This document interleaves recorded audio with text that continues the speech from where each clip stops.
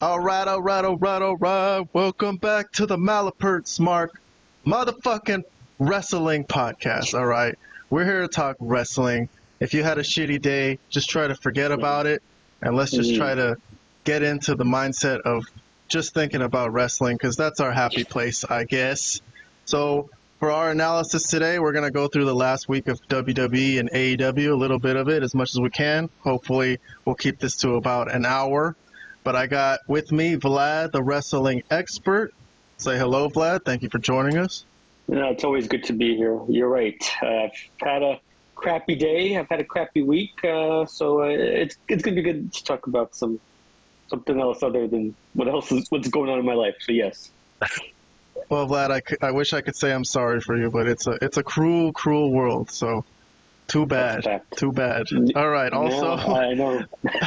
Thank you. Also, I enjoyed the honesty. Well, it is. What can I say, man? It's a cruel capitalist world. People are not here to help you. People are here to fuck you and take your money and stand over your cold, dead body if they have to. But anyways, let's not think about that. Like I said, we're here to talk about wrestling. Robert, the Frozen Asian, is here. Thank you for joining us. I see you got a nice background today for Dynamite 250. How did you do that? That's pretty cool. I used a snipping tool on my computer. I took an image from... I don't know. It didn't... The file that I saved it under, I couldn't use for the background, so I used a snipping tool and saved it to a different file type. So that's how I made it work. That's dope. That's dope. All right. Yes, it was Dynamite 250. We'll get to Dynamite a little later. We're going to start with WWE today. Did I interrupt you, Vlad? Were you going to say something? No, I just said that the background looks good. MJF, baby. All right. Yes, we will discuss that epic MJF Will Ospreay match in a bit, but I'm going to start with what happened furthest back from when we started. We're going to go back to the beginning of the week that we're covering. We're covering July 15th to July 21st. It's a Sunday night right now that we're recording this, so the whole week has passed, and we're ready to look back on it and reflect before we go to next week, which will be tomorrow. So hopefully we'll get some of these Raw reviews out before Raw, and maybe some people will bump into it. Good view count, by the way, for a lot of our videos this week. I'm happy with it. Thank you guys for watching, whoever's out there watching. I mean, it's hard to believe anyone's watching us, but, you know, this is free content, and we hope someone's enjoying this. I don't know, but I assume someone's watching this based on the view count that we have. But thank you. Also up to 276 subscribers on YouTube. If you haven't subscribed yet, subscribe. Thank you very much. And we're also on social medias, as you see on the right side of our screen. That's our social media snippet. I just basically take clips if you miss our show. If you add us on TikTok or Instagram or X, you might bump into some of our clips. So add us on there. We need some more followers on there too. And let's get started. So today we're going to go to the July 15th Raw, Monday night. And this is the only summary review I'm going to do today. The rest of our reviews are just going to be reviews. But for this one, I want to go through it in depth. We're going to do the Rhea Ripley, Dominic Mysterio, Liv Morgan storyline because it got us a lot of views last week. It's a hot angle. Everyone's tripping on it. It's been highly talked about every week. It's been getting hotter and hotter. Rhea Ripley came back last week. So let's go through what happened this week. Of course, if anyone wants to jump in or chime in with any comments throughout this summary, and then afterwards we'll do our review and let the audience know what we thought of this angle just for today. If you guys are just new to our show, we review angles on the show. So we're going to just give a thumbs up, thumbs down review of whether we like this angle on this day. So we're going to focus in on Monday, July 5th, and let's see what happens. So let's start with the opening. Here's Rhea Ripley. She comes out to open the show today as mommy chants rain down from the crowd. And Rhea says that Liv Morgan put her out. She's pissed off that Liv is walking around with her title belt, and she calls Liv Morgan out there to get ripped apart by her. So she'd like, come out here so I could rip you apart. Yeah. And instead, Dominic Mysterio's music hits. So he's out there you know, with a rose, trying to apologize to Rhea. The crowd obviously won't let him talk as usual, and Rhea doesn't want to listen to Dom either. She's mad at, you know, what's been going on the whole time, where she's been out injured, and Dom has been, you know, fraternizing with Liv Morgan, voluntarily or not voluntarily, we don't know. But anyways, so Liv Morgan comes on screen. Before I get started, Remotely, she's not there with them, but she reminds Rhea that she did vow to take everything from her, which is where Dominic Mysterio comes in, because that's one of the things she's there to take from Rhea. So then here's Liv Morgan talking. spend time with him, and I got to look into his eyes. I got to kiss him, and it all just became very, very, very, very real to me. All right. So I guess what she's saying is that at first this was just to get back at Rhea, but she's saying that she has developed feelings for Dom for real, which I don't know if this is true. It could still just be part of the shtick of her trying to get back at Rhea Ripley, but I don't know. Maybe in the storyline she will actually fall for Dom. We don't know, but let me move on a little bit before I comment a little bit more. So Well, Rhea Ripley is obviously pissed at this whole thing. She's not no-selling it, like she doesn't care. She's selling it a little bit that she is angry about this whole thing. Liv Morgan is getting under her skin, so I feel like in that way Liv Morgan's kind of getting over here. But Rhea Ripley challenges her to a match at SummerSlam for the women's title that she never lost, and Liv accepts. I hope to see So here's Rhea to end the segment, mad at Dominic. She won't giving him the stink eye the whole time. But they do leave together backstage. Right now. So What are you saying to her? let me run through the rest of this because this is a long angle today. But Vlad, I did get a message from you saying that you didn't like this angle today, but let me finish it before we get comments. So here's Mommy, Dom. come on, mommy. Here they are in the back. Dom is saying that everything that happened is not what it looks like, and he bought her a bunch of stuff to get back in her good graces, but he ends up getting the door slammed in his face. So Rhea opens the door, throws some stuff at Dom here. All right, Mommy, moving along. I know Here they are backstage. but I've been trying to reach you all week, and just hear me out. All week, Dom? Really? All week? What about the last 3 months while I've been injured, huh? Or were you too busy playing around with your little girlfriend? And here's Carlito, the comic relief. Yeah, this was great. She's angry, huh? You think this is a good use of Carlito, Vlad? I think this is a great use of Carlito, I have to be honest. I think this is the only way to use Carlito. That was the exact opposite that I wrote in my review, but okay. Moving on. I will say you're going to use Carlito. You're not going to use him on top, so why not? Okay, so they're using him as Captain Obvious here. He's the Captain Obvious character. There he is.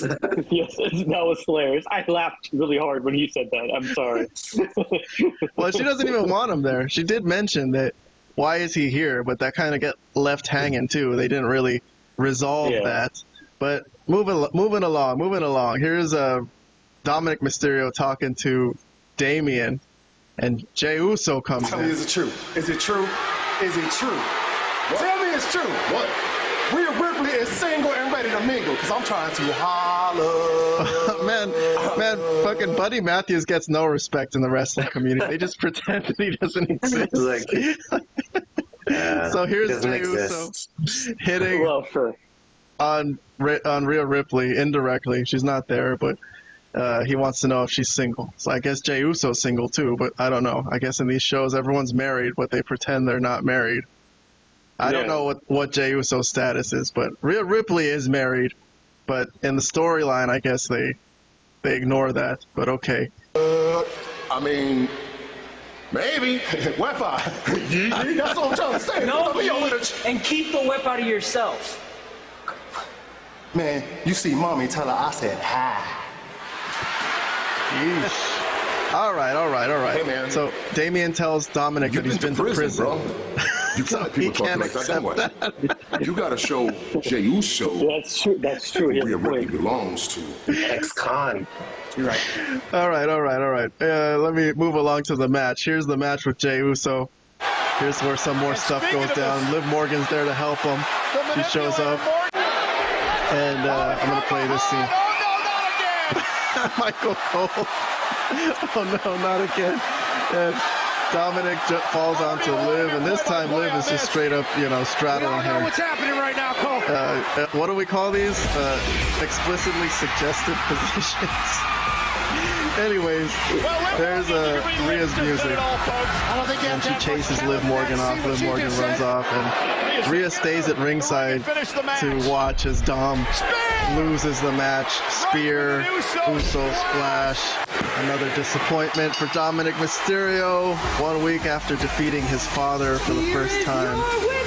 And there's Rhea Ripley, disappointed and angry, but there is one more segment with them. One last little interaction between Dominic and Rhea Ripley. Let's play that as they go to the back. Dom, let's get something straight. I don't belong to anyone. I'm not yours. Oh yeah, Dominic, earlier in the night, I guess I missed that scene that I played it where he tried to tell Rhea that I'm going to defend your honor against Jey Uso to prove that you're still mine. But Rhea was pissed off at that statement, and then here she is saying that she's not his. So Anyone. I'm not yours. You're mine.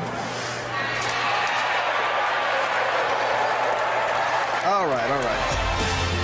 There we go. We're done. So let me put it on a still right here of Dominic and Rhea as we're going to talk about this segment. Let's get some analysis. This is a tough angle for me to analyze, I think, because I really don't know what I want to say about it, but we're going to try anyways because it's such a hot angle and everyone's like all into it. So Vlad, I'll start with Vlad. Vlad gave this a thumbs up. Yeah. But he did make a comment in our YouTube review post because we reviewed Raw, just thumbs up, thumbs down, and a couple comments. For those of you who don't know, if you want full reviews of Raw and SmackDown and Dynamite, go to our YouTube posts. And we got reviews from Vlad and Robert and myself. But the comment you mentioned, Vlad, you said this angle today was just okay to me. Too many silly segments. But you did give it a thumbs up. Do you want to say anything about all this? Yeah. The opening segment with just Rhea was good. I thought she expressed that she wanted to get revenge on Liv for everything that she's done, for injuring her, for taking her title, and then for trying the stuff with Dominic, right? But then all the backstage stuff, I thought that was all dumb. I mean, yes, I laughed at the Carlito thing. I even said I laughed at it. But there were so many other segments, though. So many of these type of things where, he was trying to apologize, and it was that I did not like. That's too soap opera-ish. I mean, I didn't really care for that aspect of it. I like the opening segment. I like the overall thing of Liv versus Rhea at SummerSlam, but all the stuff in between, that's probably what made it not 2 thumbs up and just okay, 1 thumbs up. I was actually debating of just giving it half, but I think 1 is fair just because I think Rhea and Liv should be pretty solid. So yeah, that was my thinking on why I said what I said is the ridiculous aspect of it. Yeah. Okay. All right. I got you. All right. Let's go on to Robert. Robert gave this a thumbs up. I didn't get any comments from you, so let's do that right now. Yeah, I mean, I kind of liked it a little bit. Not enough to give it 2 thumbs up, but first of all, I'm glad Rhea Ripley's back. That's number 1, and her return was pretty much needed because the Liv and Dom stuff without her, being around was starting to get a little stale for me. So this was needed. So it's kind of a different change of pace. But yeah, it was okay. Okay enough for me to give it 1 thumbs up. The stuff in the ring, I thought that was better than the backstage segments. But overall, it was not too bad. Let's see. Oh gosh. Oh man. Well, listen. Okay, I'm gonna try to analyze some of this as best as I can. Kayfabe wise, the storyline in the show. We've talked about it before. We've covered it. We might be new to some people. Some people might be. A lot of our listeners are not subscribers. They're just random people who bump into us. So if you haven't seen the show before, but we did bring up the elephant in the room about this whole relationship between Dom and Rhea Ripley. And, you know, it's not really her girlfriend. In the show, they call her his girlfriend. But he's not. She's a dominatrix, and he's her submissive, right? Is that what it is or not? That's what it is. And Rhea Ripley, I guess, wants him to be her actual boyfriend. So this makes Dominic Mysterio look really, I don't know, weird and weak to me. Why would you want to be someone's, like, whipping boy? I imagine, what I imagine is that she's just in her latex, like, whipping him. And he's not really getting I don't want to imagine that, but okay. And then Liv is here trying to actually, like, be with him.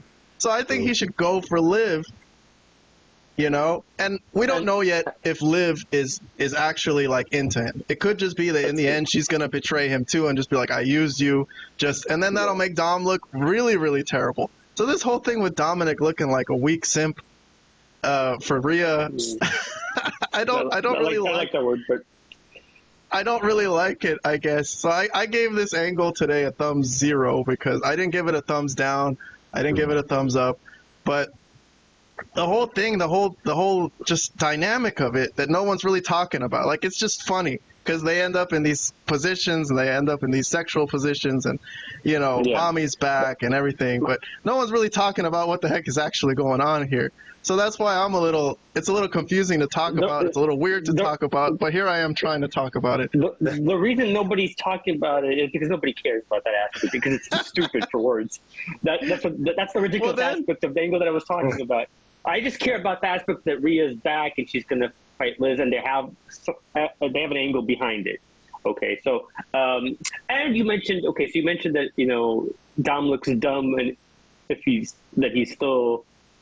doesn't actually, like, go towards Liv, but I think he will actually. I think he's going to turn on Rhea, which is what I think they've been hinting at for the longest, subtly, and it's going to be even more obvious by the time SummerSlam comes around, I think. So that's just my opinion on the matter.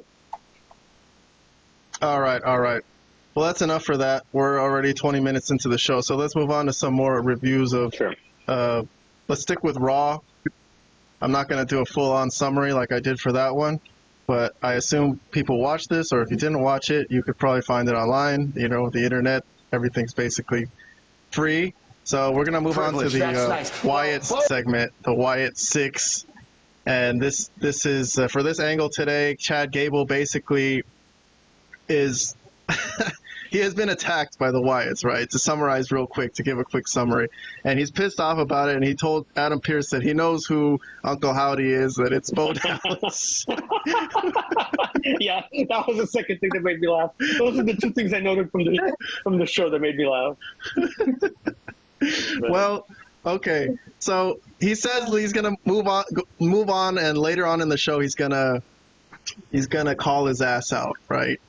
Which was pretty funny and pretty interesting. I was like, all right, I'm looking forward to seeing that.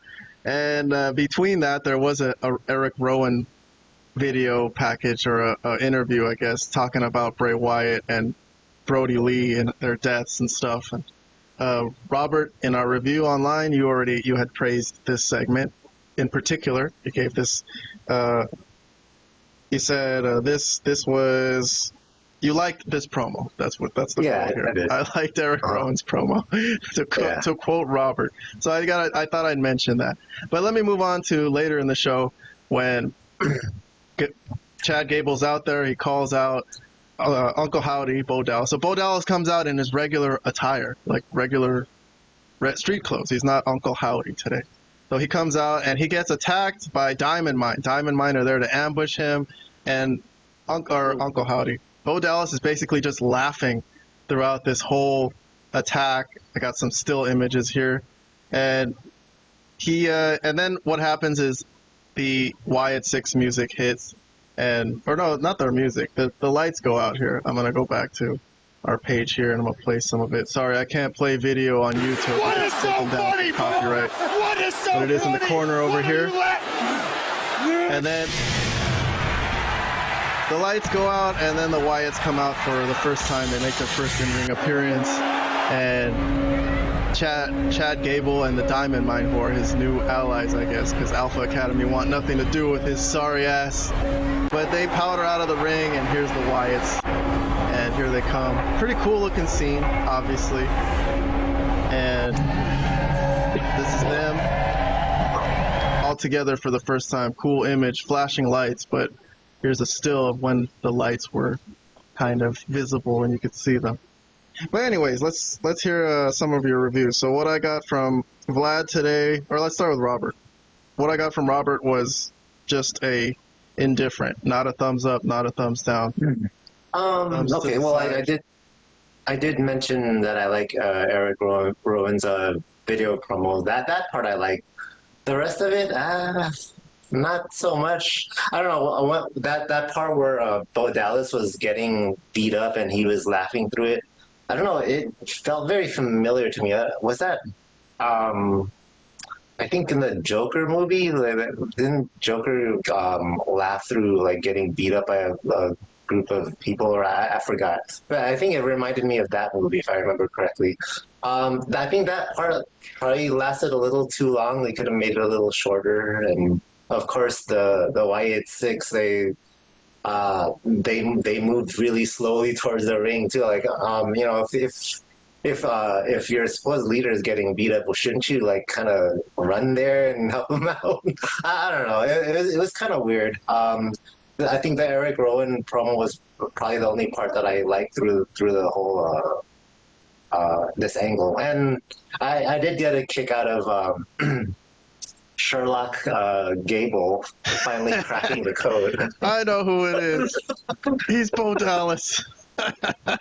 Yes, that was kind of a weak way to introduce that, but okay. I guess everybody kind of knows from the rumor mill who he is, but all right. Well, let's move on to Vlad. Vlad gave this today a thumbs down, and his comment on our YouTube post was, I thought this was pretty bad, actually. So Vlad not in agreement with the consensus that everyone, there was "this is awesome" chants going in the crowd when the Wyatt 6 were kind of making their way to the ring really slowly. Yeah, so it looks like, okay, it looks like people care about when the spooky music plays, but you could hear crickets when Bo Dallas came out. And I think the scene where he's just laughing and he's getting beat down, that's what really made it a bad segment. It just went on and on. And I know somebody, like, I saw pictures on social media, like, maybe you're remembering it, Robert, because I think Bray Wyatt did something similar. Like, he laughs when he's getting his ass kicked or something.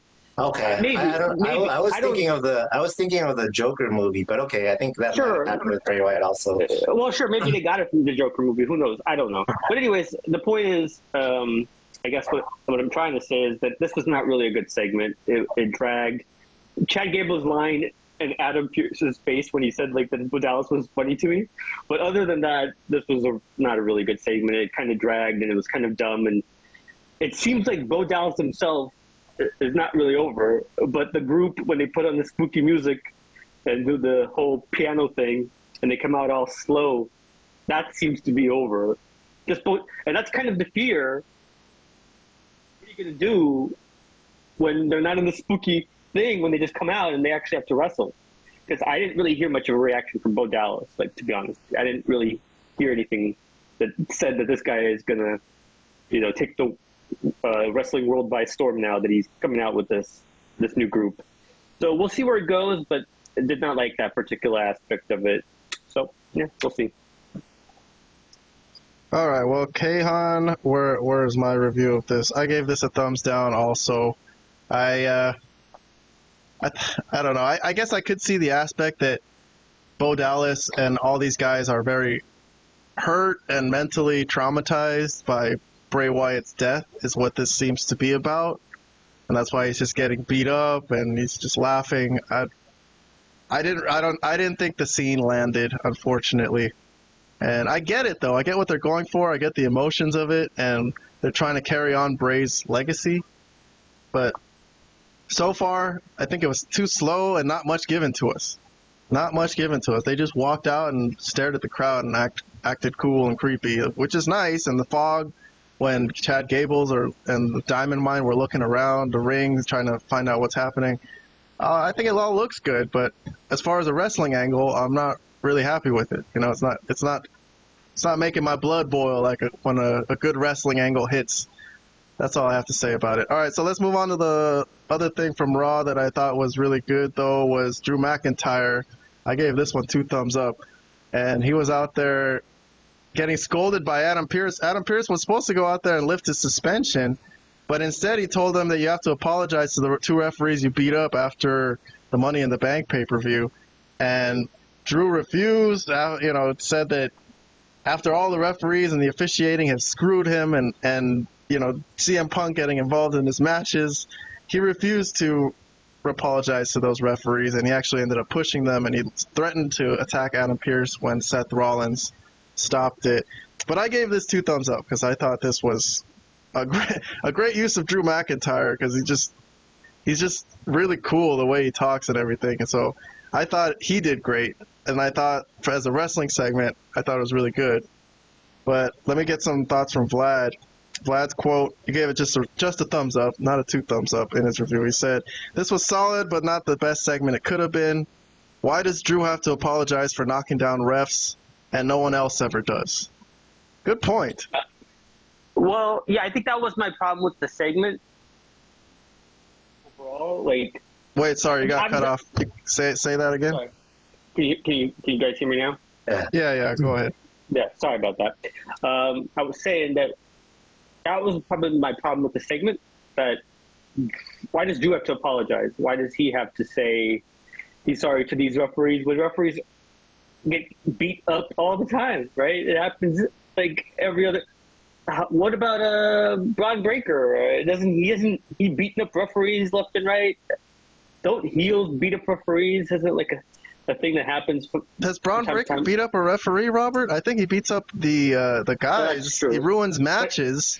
Right. I haven't seen him beat up a referee, and he hasn't knocked down referees. Well, okay, but there's been plenty of.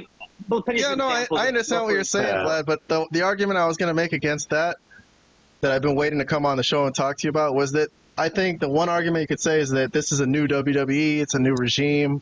Maybe from now on they want to take it more seriously and be more realistic and sports-based. So I guess I could say that since Triple H has been in charge, I haven't really seen referees get beaten up and stuff. So, I thought this was all right in that respect. But it was all right. It was still a good segment, and Drew's still doing a great job. And I think Adam Pearce is pretty damn good in his role as Raw GM as well. I've enjoyed his work as well as a character. But it was just all right. I think it was missing a little something to make it like 2 thumbs up. Like I think Punk not being there, and I just didn't like the whole explanation of him having to apologize to these referees. I don't know. Is that really something that needs to be done? According to Vlad. Well, no. Well, that's basically what Drew said. But that's not what I said. But no, I'm just saying, I think, in reality, if this was a sports-based thing, they wouldn't have him apologize in front of 20,000 people to these lowly referees. It wouldn't have been like that. It would have been like backstage with no cameras. Okay, whatever. But if we're talking about if this was realistic, if for keeping it real type of thing. But nonetheless, this was a good segment. I enjoyed Drew. I've enjoyed everything he's done for a long time now. And I can't wait to see more of what happens between Drew and Punk. But this just wasn't everything prior to this has been 2 thumbs up that we've given Drew and the Punk angle. This is probably the first time that I was like, okay, this was good, but not the best. This was just okay. So I think 1 thumb up is fine in this case. Regular thumbs up from Vlad for this angle today on Raw. All right, Robert. Regular thumbs up from Robert. He did. He did. It was good. I agree with a lot of the stuff that Vlad said. Okay, it is. Come to think of it, I mean, I didn't put too much thought into it as I was watching it, but listening to what Vlad was saying, I do agree, and it is kind of ridiculous because this at the end of the day, this is still a business, right? WWE is still a business, and Punk versus Drew is a big money match. Like you want to see that happen, so why risk that by trying to force him to apologize to the referees? It's kind of stupid. But the reason why I didn't give it two thumbs up is because, well, pretty much a lot of the segments on Raw that featured either Punk or Drew have been so good recently. Like they pretty much set the bar pretty high, right? This segment, it was good, but to me, it didn't meet that standard that I've been seeing recently when it comes to this angle between Punk and Drew McIntyre. So that's why I only gave it one. But it wasn't bad at all. All right. Well, good point, Robert. I will agree with you there that, hey, it is a business. So the WWE should want this match to come off and not force them to apologize first. They should just do the match to make money. But I thought the positive aspect came from it when it just released the emotions of Drew McIntyre for how he felt that he's been screwed and, just wronged this whole feud. And just the fact that no one's protected him and that Punk is getting involved in his matches and the referees and officiating do nothing about it. And it really came out like realistic how fucking pissed off he was. So, all right, let's move on from there. I'm going to move on to AEW now. So that was Monday night. Let's move on to Wednesday night. This was July 17th. And obviously we're going to have to talk about MJF and Will Ospreay because this was basically the entire show, the whole show. It was an hour long. So we're not really going to show much of the match. If you want to see the match, go watch it. I think AEW has a big chunk of the match, like at least 20 minutes of it on their YouTube page. So if you want to go on there and catch up on it, but I assume if you're a wrestling fan and you're clicking on this review, you've already seen it. I guess we could watch a couple highlights. I got maybe a couple things here. Zoom in over there on the right side to the little video on the right. That's the best we could do here on YouTube. Sorry, copyright rules, but if you zoom in, you could probably see it pretty clearly. But here's a flip from Will Ospreay early in the match. MJF has to kind of catch him. One of my criticisms of this match is obvious cooperation. If you could do it in a way that you're not obviously looking like you're going back to catch him, then okay. So I'm taking off points there. But MJF did heel it up. Obviously, he's returned to being a heel. From a couple weeks ago, his heel turn when he demolished poor little Daniel Garcia. The angles here. Let's see the angle. So there was Will Ospreay's shoulder came out, right? Got dislocated. And the doctor had to come in the middle of the match while the clock is running and pop his shoulder back in. I don't know what you guys thought about that. You think that was a good angle, guys? In the middle of this match or what? It was probably not the, I'm not sure. I'm actually not sure there. I didn't really think of that. I mean, I thought it was cool. I thought it was a little much, a little hard to believe, but okay. I thought it was fine.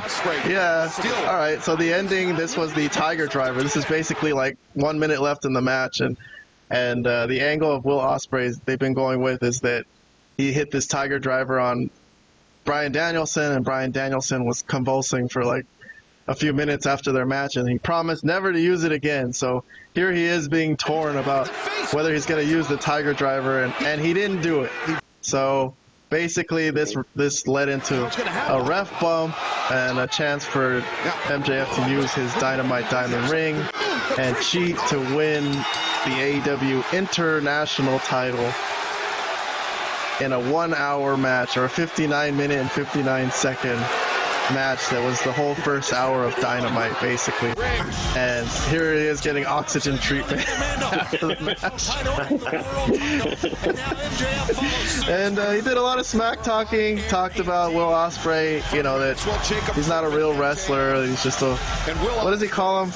Just the toy of the day for these fans, and he just does flippy stuffs. And that Ospreay did. he let some of that realistic shoot stuff out in the middle of the match when he'd be screaming at Will Ospreay. I didn't cut that out, but anyways, MJF is the new international champion. What do you guys think of that? I'll start with Vlad. Vlad, you gave this a 2 thumbs up rating. Well, look, I had some of the same problems as you as far as some of the spots, some of the stuff on the outside. I think there was stuff where they were fighting outside and Ospreay put his head in a garbage can or something. I mean, things that I did not like about the match. But overall, like if we're looking at it as a whole, yes, there are aspects. When you're going to have an hour match in today's modern wrestling world, I'm expecting, especially with Will Ospreay involved, that it's going to have a little bit of that modern flavor, a little bit of that stuff. But overall, the work was tremendous. The stuff these guys were doing, the talent that it takes, it wasn't as ridiculous as if Ospreay would have a match with, like, let's say, Omega, where they would just be both flipping around. The fact that MJF is still, like, a really good traditional wrestler, it balances out some of that aspect of Ospreay just wanting to do all the crazy video game moves, right? So I think combining them together is a good mix. And plus, this is like the 2 biggest names right now currently in AEW. This is the only feud they have. My only other issue with this thing, the match was great, tremendous work across the board. I mean, I'm not gonna, you can't really say much more about that. They put in an incredible amount of effort in this match. To go an hour, it's crazy. But I think my other problem with this is clearly they're going to have a match at All In at Wembley, right? I mean, that's, I think, a foregone conclusion, I think. So why go an hour here, and what are you going to do how are you going to top that? Like, you're not going to be able to top the match now. So traditionally in wrestling, I mean, amongst people that actually know what they're doing, not Tony Khan, the weekly shows are to build for the money match and then put on the match, have an exciting pay-per-view match. He's just having this great, amazing match for free. Fine. You could have that once in a while, but not if they're going to have a rematch at the PLE. I mean, PLE. No, there's no PLEs in AEW. Not in AEW. There's no PLE. It is a premium live event, but it's also you have to pay to view it, so it's a pay-per-view. Yes, that's true. That's correct. True. It is a premium live event, but it's also okay. pay-per-view. Yeah, but you know what I'm talking about. Yes.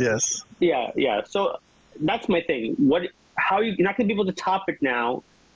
And traditionally you're supposed to build towards that money match at the pay-per-view, not actually have the match on the weekly show. That's my only other issue with that.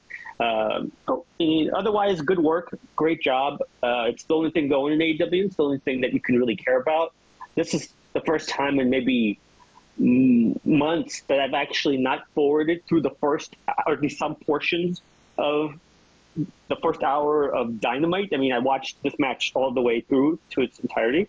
I'm actually happy that it went an hour. If it was up to me, they would go the full 2 hours because I could give a shit about the rest of this show. I have to be honest. I couldn't care less about what transpired after this. So if they wanted to go 2 hours, I wouldn't have complained. I'm just saying, I got to throw in some mild criticisms because, I am traditional, a wrestling traditionalist. I've watched wrestling since the early 90s. I've seen a lot of different things, and I've never really seen our match before and then having to probably have a rematch at their pay-per-view, which they won't be able to top at this point. But other than that, it was okay. Good stuff. Okay, all right. Let me move on to Robert. 2 thumbs up also from you on our review. Let's hear some comments. So I love this, and I do agree with Vlad's point of how are they going to top this in the pay-per-view? I have no idea. This was definitely a pay-per-view quality match for sure. Okay, so in general, I don't really like Iron Man matches because when a match goes that long, obviously the wrestlers have to pace themselves. As good as they are, they're still human, right? So there's gonna be parts of the match that are a little bit slow because they have to take breaks. They're still human, right? There was some of that. So I would have preferred a slightly shorter match. But all in all, this was amazing. I really love this. There's a little bit of criticism here and there. Like I didn't like the spot where they kept reversing each other's pin and they get like one count. Like that it was good timing, but yeah, it was weirdly not realistic. That was a little that was a little silly. But man, I don't want to. There's not really too much to criticize about this because I think the pros. How about the fact that it was for the international title and not the world title? That's something I heard. Some criticism about it. That's a criticism, really? Okay. Well, I wasn't even aware that was a criticism. Why isn't this for the world title? These are the two best wrestlers in the company, for sure. Yes, for sure. I think that's at this point it can't be denied. But yes, go ahead. Okay. Go ahead, Robert. Sure. I mean, I guess that's a good point. I didn't think of that at all. I was just enjoying the match, but I mean, I guess you could look at it two ways. This is elevating. No pun intended from Will Ospreay's theme music, but this could be elevating the international title, but or it could just be that, hey, this is a shitty title that was mostly on Orange Cassidy until now, and now all of a sudden they're acting like it's legitimate. Okay, I guess anything could be legitimate. I've seen incredibly epic intercontinental title matches, so. Sure. But those are supposed to be between guys who are in the mid card. These are not mid card guys. So okay, well, I didn't hear any of this criticism when Gunther had the what's that title that he had? Yeah. Like I never heard any of this when. Yeah, during but Gunther's new to the main roster. Like MJF is not new. He's already been world champion, the longest reigning world champion in AEW history. Why does he even want this title? I don't think he wants the title. I don't even think it's about the title for him, to be honest. Okay. Interesting. Well, all right. Sure. I guess that's. Well, I don't want to dwell on that too much. Yeah, I don't want to dwell on that. Oh yeah, absolutely. This was great. Again, I typically not a huge fan of Iron Man matches, so I think this would have been even better if it was a little bit shorter. But overall, this was fantastic. One of the better Dynamite matches that I've seen throughout. Yeah. I don't know how many years it's been since Dynamite came out, but this is definitely one of their better matches for sure. Yes, so I loved it. All right. Well, let me move on to one other thing from Dynamite that we're going to cover before we get to our discussion about. We wanted to talk about which titles in wrestling in WWE and AEW should be eliminated because a lot of people say there are too many belts. So we're going to talk about that after this. But I do want to mention the Mariah May stuff, or specifically the Toni Schiavone stuff. But we covered the angle last week about Mariah May turning on Toni Storm, and she came out as Toni Storm. And I think some of the audience, she looked so much like Toni Storm. I heard reports that some of the audience didn't even realize that she wasn't Toni Storm. So it was a little confusing. And that's not good. She went out there, and before she started talking, she took a long pause. And this is what Toni Schiavone said when we were waiting for her to start talking. Speak, bitch. Come on now. Oh my God, Schiavone. What the hell is wrong with you? I'm sorry. I'm just angry about what happened last week. Unprofessional men. I know. I just... All right. Well, listen. So I did get a comment from Vlad about this in our reviews. What did Vlad say? Let me find this. Vlad, who gave this segment a thumbs down. He said this promo was overshadowed. No, he didn't give this a thumbs down. I'm sorry. Vlad gave this a indifferent. No thumbs down, no thumbs up. But you said the promo was overshadowed by Toni Schiavone saying, "Speak, bitch," before the promo. Honestly, if that was improvised, I'd have fired him or at minimum removed him from commentary. Really, Vlad? That much, huh? Well, first of all, you got to understand, Toni Schiavone has annoyed the crap out of me with his commentary for a long time now with AEW. Like, he really, really hinders there's no reason to have a 3-man commentary team as it is, first of all. And he just he sticks out because he doesn't add anything to it. He just screams random things, cussing at MJF, and then this one really pissed me off because I don't think this was something that Tony Khan would have told him to say in his ear. So I think it was probably something that just came out because he's just allowed to cuss nonstop throughout the whole damn show when he's cussing up heels. It's insane. So I think in this case, I mean, if they're not going to, which obviously they're not going to fire him over this. That goes without saying. Tony Khan doesn't fire anybody except the biggest stars in wrestling. That's stupid. He's not going to fire. So he's not going to fire Tony Schiavone over calling Mariah May a bitch. That's okay. But what I think he should at the very least consider is at least removing him from commentary. Let him be the interviewer, like the in-ring interviewer. That he's actually decent in that role. He's not. He doesn't add anything to the broadcast, the commentary booth. It should probably just be Taz. And okay, it shouldn't be the guy. So the guy is with your the anger about this stemming from just the fact that you don't like him on commentary, or really that this was a bad moment? This was a really bad moment. Well, Robert, do you agree? Was this a very horrible moment in Tony Schiavone's career that he deserves to get? He was just trying to get asses in seats. I honestly laughed when he said it. I thought it was funnier than the promo itself. The promo kind of sucked. The promo wasn't funny at all because it wasn't very good. But that's what I'm saying. It was overshadowed by the fact that he said that. I didn't find it funny because I'm like, what the fuck? What is this shit now? Like, so you think you want your commentators to be a little more serious and professional, but plenty of commentators like show disdain for a heel. Like, come on, Jesse Ventura hated Hogan. He never called him a bitch or anything, but not to this extent. Not like this. Bobby Heenan with Hogan and sure, disdain, but not like to this extent. Like like the stuff that he says about MJF, which I think is part of it. That's fine. That's well, Robert, did you think this was funny or not? This was not Since part of it. Since you're here, was this funny or not? Should he have said that or not? I don't think he should have said that, but I didn't think it would turn out to be so controversial. Yeah, I didn't think that see would a lot be big news. Right? YouTubers commenting on it, so yeah, it did become slightly big news in that regard. But yeah, I mean, it got my attention like when I heard it, but I didn't think it would make headlines or anything like that.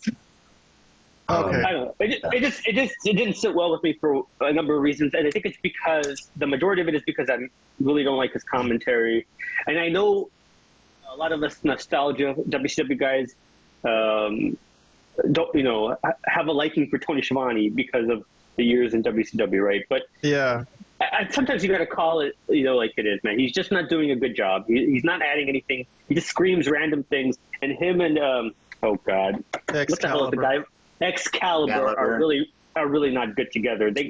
There's no reason if you're just gonna have it be Excalibur and Taz. I think that would be best. Obviously, I would get rid of Excalibur too, but I mean, and have Taz and anybody else really. I mean, they could find anybody else and they could do a better job than those guys. So I think that's what really set me off is that he's just done so badly in this role and he shouldn't be in this role. But no, you shouldn't probably just say that, improvise. Like, oh, speak, bitch. What are you waiting for? No, that's completely ridiculous thing to say live on air. I mean, you could say that in your head, or you could say that off cut your mic and turn around to Taz and be like, hey, why the fuck isn't she speaking? It's fine. I'm okay with that if you said that. I also found it interesting that he said speak bitch like he hated Mariah May so bad, but when he was talking about MJF earlier in the night, he corrected himself. He said, man, I hate him with a passion. But then he's like, you know what? Hate might be a strong word. I dislike him with a passion. So he dislikes MJF. No, he really hates Mariah May. He hates MJF. He's called him a bitch and a son of a bitch. But he caught himself being politically incorrect in that moment where he's like, all right, you know what? Maybe I shouldn't use the word hate. But then later in the night, Mariah May takes too long to start talking, and he says, speak, bitch.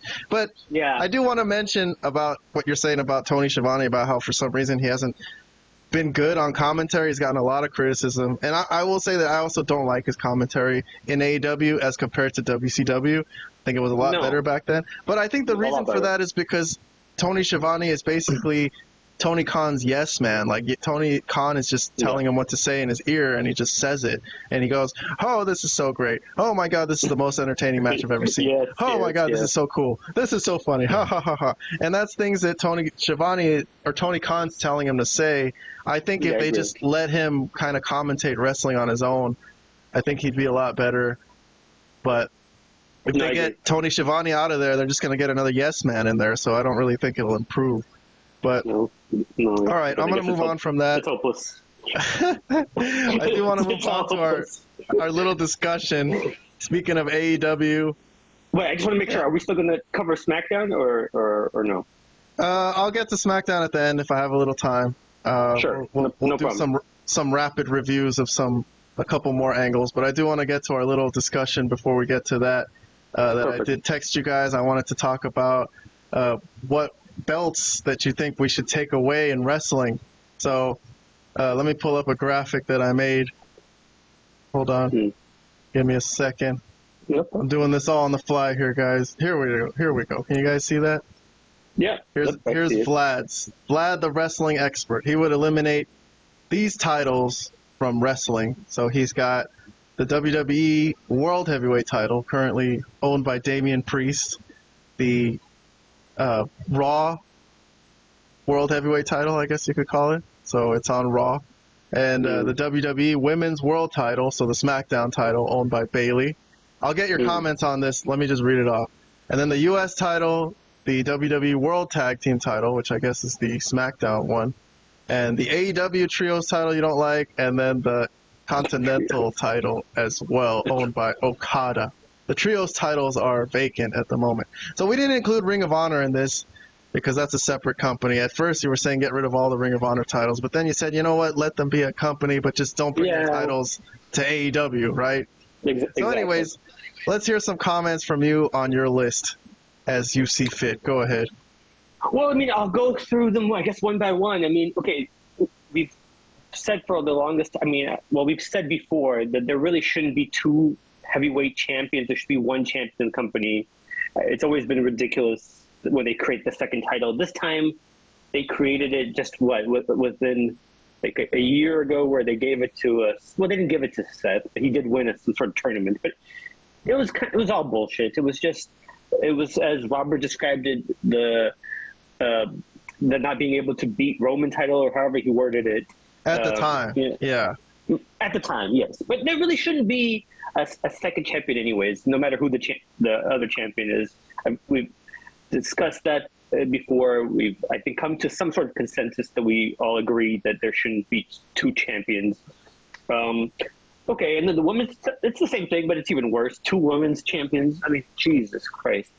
I mean, I understand, like, when you have one dominant women's champion, like you did with Roman, you have Rhea, and then you had Roman as the men's champion.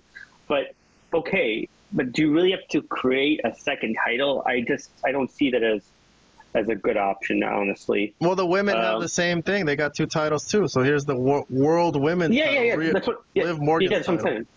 Yeah, that's what I meant to say. I mean, I'm trying to say that there shouldn't be that. They should only have one champion in each company. Bottom line. And then let's move on to the United States title. You want to erase that too, huh?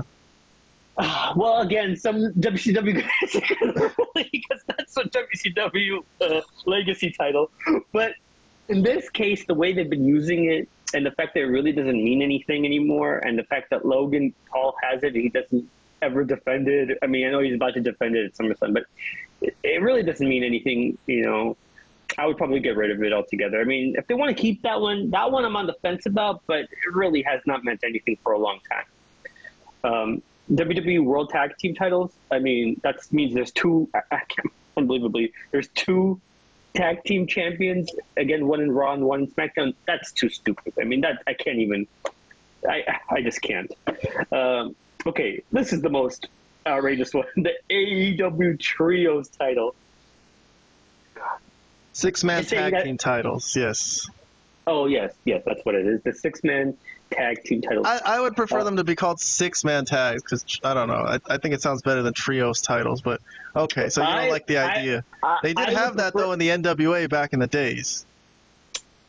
Okay, did they? Okay, well I don't remember. Dusty Rhodes and the Road Warriors were NWA six-man tag team champions. It was a big deal. I doubt it was a big deal. I can't imagine it was involved in storylines, major storylines. Okay. So you're saying Dusty Rhodes and the Road Warriors had it. Who the hell are the trios? The Acclaimed? I mean, okay. No, it was the Gun Club and Jay White. The Gun Club now. They got stripped now because Jay White got injured. So, haven't you been watching the show, Vlad? No, I have, and here's something you probably don't know.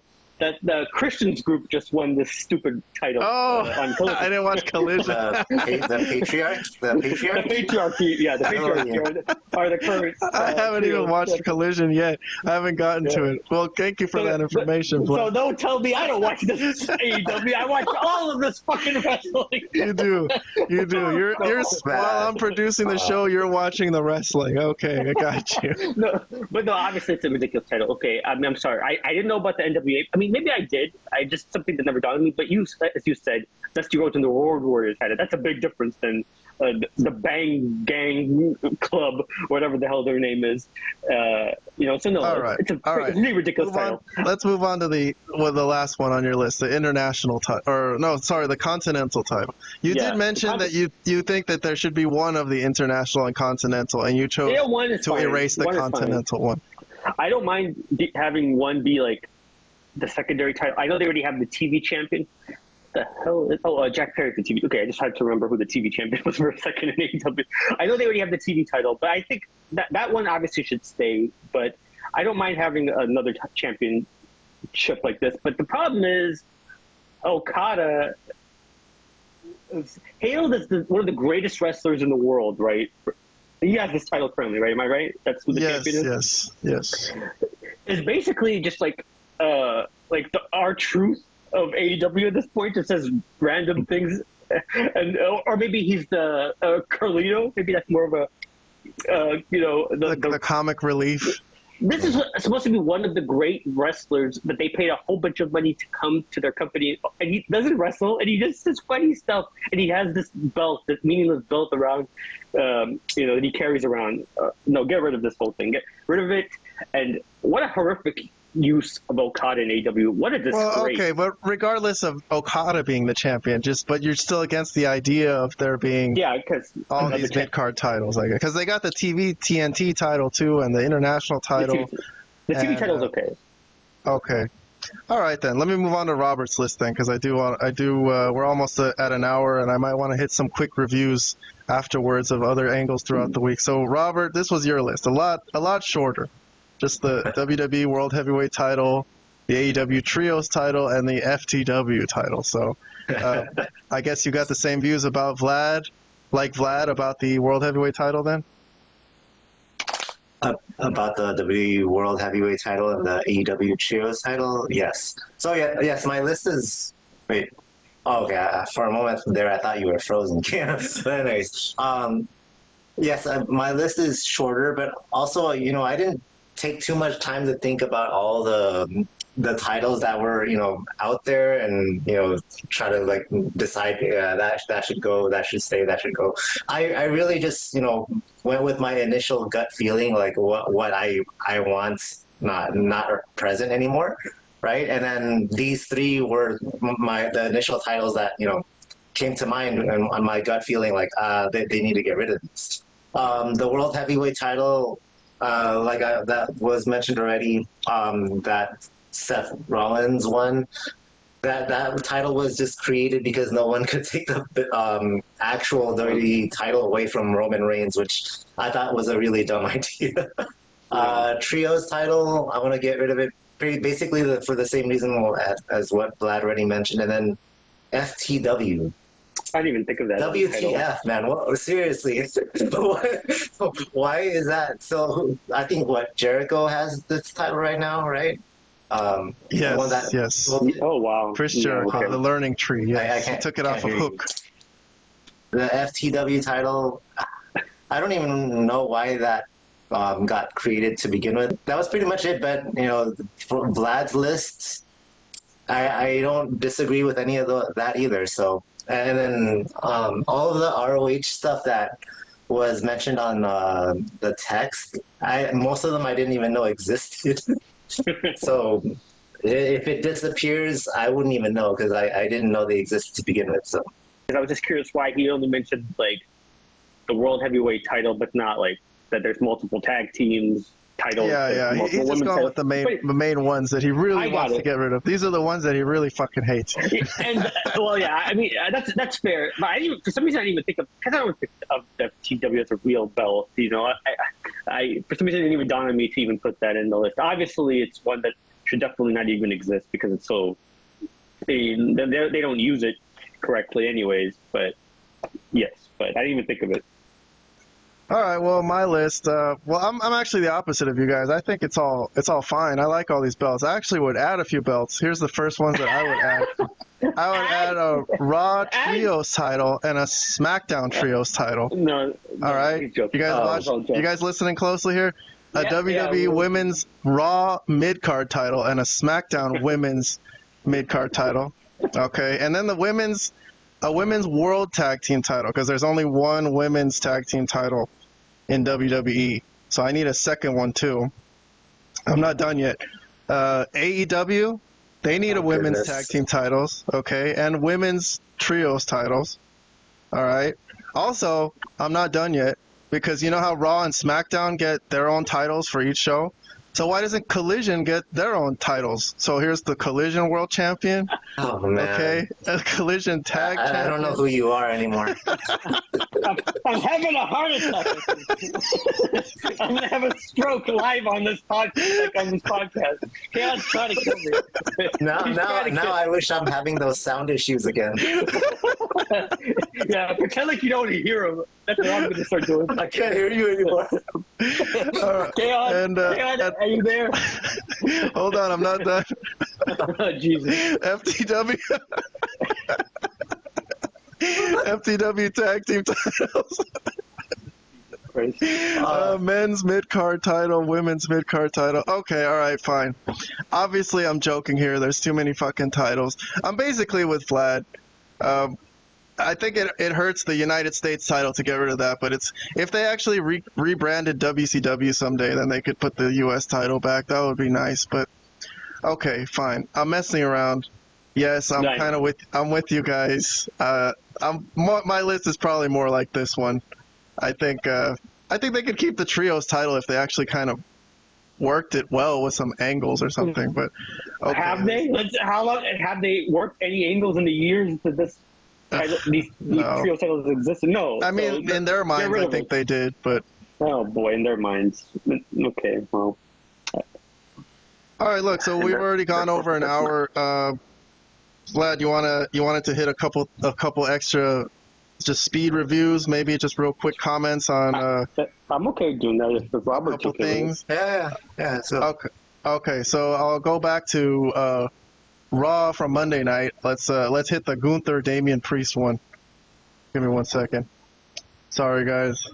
I'm doing this on the fly here. I'm trying to pull up a picture of Gunther and Damian so the people can know what we're talking about. I don't understand either. Here they are. So Gunther basically called Damian street trash because Damian was talking about bringing up how he was homeless, and that was an opening for Gunther to hit him low. I gave this 2 thumbs up. I thought this was great wrestling. What did Vlad give this? Vlad gave this just a thumbs up, but yeah. Robert, also a thumbs up. Any comments you guys want to make before I move on? Gunther was amazing here. Yes. Yeah. He was awesome. I thought this was a great. I mean, it was a very good segment. I mean, I could have given it 2 thumbs up. I don't think it was completely a 2 thumbs up segment or angle. I mean, well, angle we'll see. Segment in this case, but Gunther was definitely. He's made this whole thing. His heel work was tremendous. Yes. Making fun of the homeless guy that was homeless. God. Yeah, dude. I thought this was fire, dude. I thought this was like a wrestling clinic. That's real old school, heel stuff right there. That's good stuff right there. Yeah. It made me interested in this match. This promo made me interested in this match. Yeah. Same here. Yeah. Let me move on. I'm gonna move on to Mercedes Martinez or Mercedes Moné. I'm sorry, Mercedes Martinez, who's been aligned with the Elite in her feud with Britt Baker. But the funny part here was when she was backstage with the Elite that Okada asked if she could do the dance. And most girls don't do it. If you ask them. But Mercedes Moné was very nice here to Okada, and he did the dance, and man, Okada. You're so hot. You okay? I'm okay. I guess he's crushing on Mercedes Moné there, huh? That would be some power couple. The TBS champion and the Continental champion. But, all right. Thumbs up from me on this. No, I'm kidding.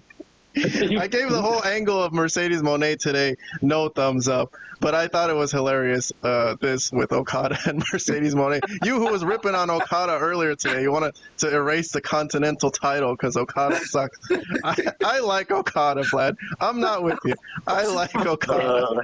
You gotta be, okay. I mean, okay. So, okay, I'm not actually have the words. I'm actually speechless. You know what, Robert, you talk. Every single show, he makes me laugh. Every single show. Okay, and so does the clown, and so does a fool. so now Okada's become the fool of AEW. He makes you laugh. He's there for your amusement. He's there for you to juggle and fall, basically. He's there for your amusement. This world-class wrestler, who's supposed to be a world-class wrestler, this is all he's doing in AEW. This is what they're paying him probably millions of dollars to do. Oh, well, come on. Let me get a comment from Robert. Come on. What do you think of this potential power couple, Okada and Mercedes Moné? It's hilarious. Well, I think this part was hilarious. The angle, I think I gave this just a 0, but I did get a kick out of just this part for sure. Okada makes me laugh too. He didn't really do that in New Japan, by the way. Like this funny character that he's portraying now, at least from what I remember, this wasn't him in New Japan. Yeah, I wonder why. All right, a couple more things. Let's go to SmackDown. We haven't covered any of SmackDown today, so a couple quick angles. We'll hit. Excuse me. Sorry, God, I'm a horrible podcaster. We're gonna hit the Logan Paul and LA Knight segment. You are a gym bro. I gave this a thumbs down. I was not impressed with this segment. I was not impressed with any of their insults to each other. I think they were both trying to no-sell each other, and I think somebody should not no-sell. Like when Nia Jax was getting insulted by Bayley in the same show, at least she looked pissed off and there was some heat there. Both of these guys were trying to let everything run off their shoulders or roll off their back, however you say that. And I didn't think this segment landed until they started fighting. The fighting looked good, but overall to me it was a thumbs down. What about you guys? Vlad? I liked it. I actually liked that. I thought it was pretty good. I thought the stuff they were saying actually was pretty good. The thing on SmackDown again wasn't really a great show again, but this segment on top of the I think 9 o'clock hour was again one of the highlights for me. I thought it was very good work as far as the stuff they were saying. I was entertained by it. I thought the insults actually were pretty solid, and so I totally feel different in that regard. All right. Then Robert also gave this a thumbs up. Any comments from you?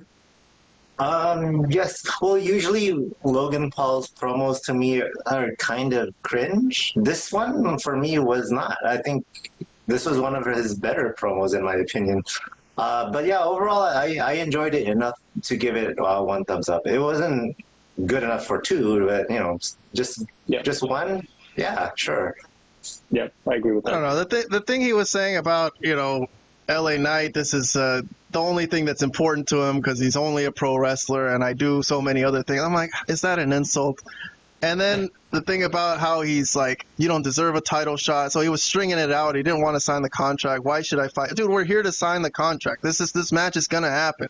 I don't know. I just wasn't entertained by this scene. I didn't like this scene. Let's have the match already. I'm kind of tired of these two. I don't. Well, I thought isn't that like a classic heel thing to do? To say like, oh, I'm not signing this contract. I'm not going to defend it. Yeah. I don't know. I don't have a problem. Who the hell is Logan Paul? I don't know, man. To me, he's not such a superstar that he deserves to be fucking. But he thinks he is. That's the point. The character, probably in reality, he thinks he is. So. Yeah. All right. Well, let me move on. Last angle today. Last review. It's the Cody Rhodes with the Bloodline. Today he enlisted KO because KO wasn't there last week, but Randy Orton's not here this week because he's injured, and they're facing off against Waller and Theory, who insulted, disrespected Cody Rhodes earlier in the night. But the Bloodline is ever present and hanging over this show. And after their match, after Cody and KO beat Waller and Theory, the Bloodline do come out and they do end up fighting, and Cody jump starts, and it's going to be a 2-on-3 fight, but Jacob Fatu turns the tide 4-on-2 actually. So they kicked everyone's ass. They kicked Cody's ass.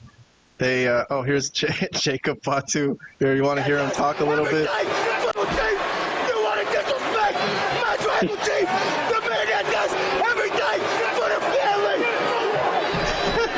And then he proceeded to hip attack KO like 5 times in the corner very violently, and they powerbombed Cody through the table, and they destroyed Kevin Owens' trachea with a steel chair, and they stand tall to end the show. Kind of a repeat of last week, except instead of Randy Orton, it was KO that they beat up, and Cody Rhodes. So same exact angle, but both of you gave this 2 thumbs up.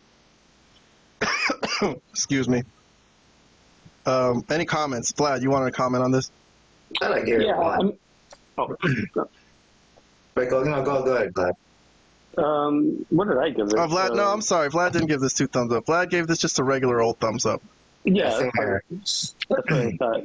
But no, it was still very good. I understand your criticism that it was kind of repetitive as last week, but I think it's to show the dominance of the group that Solo is in, to show that they are like crazy heels, that they can't be stopped, that it's going to take all of Cody's efforts to win the match at SummerSlam, basically, right?